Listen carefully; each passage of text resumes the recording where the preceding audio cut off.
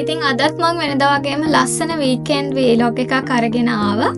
මේ වීඩියෝ එකෙත් මම පෙන්නන්නේ අද දවසේ මේ වීකෙන්ඩ් එකේ මම මොකද කරන්නේ, කොහෙද යන්නේ, මොන වගේ දේවල්ද කරන්නේ, මගේ ප්ලෑන්ස් මොනවද අද කියලා ඒ සේරම වීලොග් කරගෙන ඇවිල්ලා ඔයාලට ලස්සන වීඩියෝ එකකින් පෙන්නන්න. ඉතින් එකතු වෙලා ඉන්න මං හිතනවා ඔයගොල්ලෝ මේ වීඩියෝ එකටත් ආස වෙයි, ගොඩක් සතුටින් මේක බලයි කියලා. ඉතින් බලාගෙන ඉන්න අද දවසේ මේ වීකෙන්ඩ් එක මං ගත කරන්නේ කොහොමද කියලා.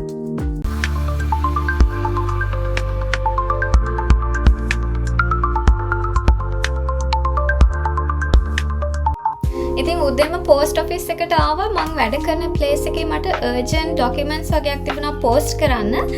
පෝස්ට් ඔෆිස් එක 12ට වහන හින්දා උදේම ඇවිල්ලා පෝස්ට් ඔෆිස් එකට ඒ ඩොකියුමන්ට්ස් ටික පෝස්ට් කරා. පෝස්ට් ඔෆිස් එකේත් කිව් එකක් තිබුණා. ඉතින් ඒ ටික පෝස්ට් කරලා ඊළඟට යන්න හිතාගෙන ඉන්නේ නේල් සැලූන් එකට මගේ නේල්ස් හදාගන්න. ඉතින් කාලය තිස්සේ නම් නේල්ස් හදලා නිසා හොඳටම මේ පේනවනේ ඩැමේජ් වෙලා.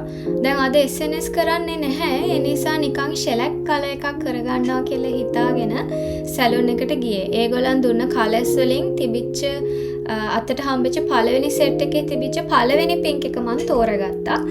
මොකද ෂෙලක් නේ කරන්නේ. ඉතින් ගොඩක් ෆැෂන් ස්ටයිල්ස් ඕන් නැහැනේ. ඉතින් ඒ පින්ක් එක හොඳයි කියලා එවලේ හිතුණා. ඒකත් කරගෙන දැන් ඊළඟට යන්න හිතාගෙන ඉන්නේ ශ්‍රී ලංකන් රෙස්ටොරන්ට් එකකට. දවල්ට දැන් ලන්ච් ටයිම් එක පහ වෙලා නිසා ලන්ච් වලට කොහේ හරි ශ්‍රී ලංකන් රෙස්ටොරන්ට් එකකට. හොයනකොට හම්බුණා ස්ප්‍රින්ග්වෙල් සෙන්ටර් රෝඩ් එකේ අලුතෙන් දාපු ගැමි ගෙදර කියලා රෙස්ටොරන්ට් එකක්. ඒගොල්ලොත් ඕපන් කරලා තාම මාස 2යි. මගෙත් ෆස්ට් ටයිම් තමයි රෙස්ටොරන්ට් එකට ආවේ. ඇතුළට ආවම ලංකාව වගේමයි ඒ අංකලුත් අර හරිම ෆ්‍රෙන්ඩ්ලි ස්ටාෆ් එකක් ඉන්නේ. කෑමත් මං කාලා තියෙන රසම රෙස්ටොරන්ට්ස් වලින් එකක් කියලා කිව්වොත් මම වැරදි නැහැ. හොඳට අඩු ගානකට බඩ පිරෙන්න කන්න පුළුවන්. ඉතින් දැන් මං කාලා මට ඊළඟට යන්න වමනාව තියෙනවා ග්ලෙන් shopping center එකට ඇඳුම් වගේක් ගන්න. මම ඔයාලට කලින් කිව්වනේ මගේ ඇඳුම් දැන් ටිකක් පරණයි. මගේ ගොඩක් ඒවා මම ඩොනේෂන් දැම්මා. ඉතින් බලාගෙන ඉන්න මං කොහෙද ඊළඟට යන්නේ, මොනවද ගන්න ඇඳුම් කියලා.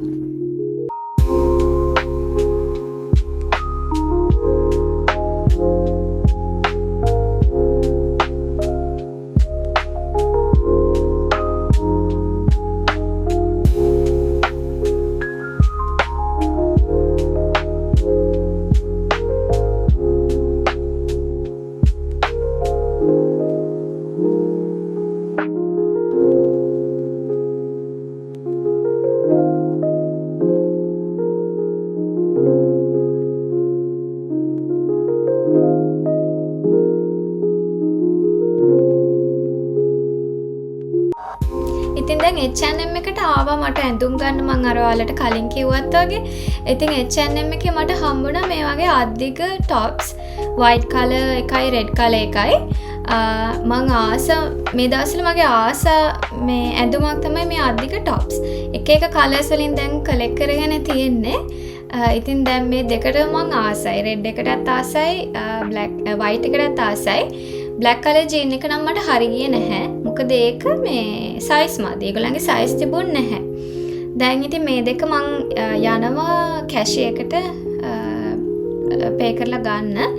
ඊට පස්සේ එළියට ගිහින් මං ඔයාලට ඉතුරු ටික පෙන්නන්නම්. ඉතින් මේ බලන්නකො මං දැක්කද අර ඉස්සර තිබිච්ච ස්ක්‍රීන්ලස් කැමරාස් තියෙනවා විකුණන්න. මේ ඒ අතරේ මගේ හදපු නේල්ස් උත් පේනවා ඔයගලන්ට. බලන්නකො ඒ කලර් එක හරිම කැත්තට ආවේ මගේ නේල්ස් වලට ආවට පස්සේ. මං හිතුවේ නෑ ඒ කලර් එක එච්චර ඩාර්ක් වෙයි කියලා ඒ වෙලේ තෝරනකොට. ඉතින් ගොඩක් වෙලාවට නේල්ස් හැදුවාම ඉතින් ඔහොම තමයි. හැදුවට පස්සේ වෙන කලර් එකක් තමයි එන්නේ. ඉතින් දැන් මේ ආවා ග්‍රොසරිස් වලට. වීකෙන්ඩ් ග්‍රොසරිස් ගත්තා. කාට් එක පුරවලා බඩු ටික අරගෙන ඒක කායකට දාලා තව චුට්ටක් හවස් වෙනකන් ඇවිදිනවා. ඉතින් බලාගෙන ඉන්න කොහෙද ඇවිදින්නේ, මොනවද මම කරන්නේ කියලා.